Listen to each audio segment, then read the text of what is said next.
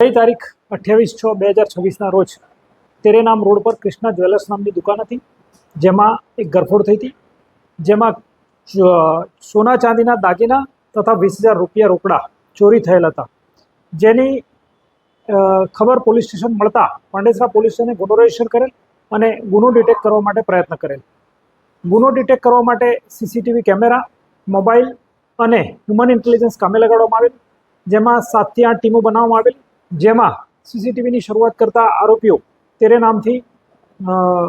Ring road તરફ જાય છે, રિંગ રોડથી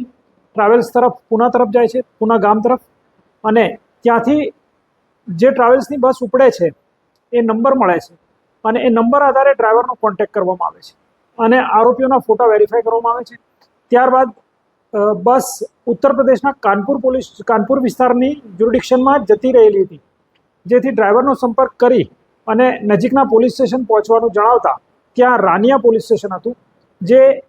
ડ્રાઈવરને નજીક પડતું હતું, જેથી ડ્રાઈવર સાથે કોમ્યુનિકેશન થયા મુજબ તે રાનિયા પોલીસ સ્ટેશન પહોંચેલ અને જેવા પોલીસ સ્ટેશન પહોંચેલ તેવા જ આ ચોર મુદ્દામાલ મૂકી અને ત્યાંથી ભાગી છૂટેલા, જે હાથમાંથી રવાના થઈ ગયેલા છે. પરંતુ તે ચોરીનો મુદ્દામાલ 100% રિકવર થયેલ છે અને પાંડેસરા પોલીસ દ્વારા મુદ્દામાલ રિકવર કરી આજ રોજ તેને ગુનાના કામે કબજે કરવામાં આવેલ છે અને 100% મુદ્દામાલ રિકવર કરવામાં આવેલ છે, જેમાં human intelligence, CCTV camera, mobile phone અને લોકેશનને પણ ડિટેક્શન માટે ખૂબ મદદ કરેલી છે. કુલ સીસીટીવી ફૂટેજ લગભગ 250થી ઉપર જેવા થાય છે અને જેમાં 8 થી 9 ટીમ હતી, જેમાં સીસીટીવી કેમેરા પણ જોવામાં આવ્યા છે અને સીસીટીવી કેમેરાથી જ્યારે એ લોકોએ 3 થી 4 જગ્યાઓ રિપ્લેસ કરી છે,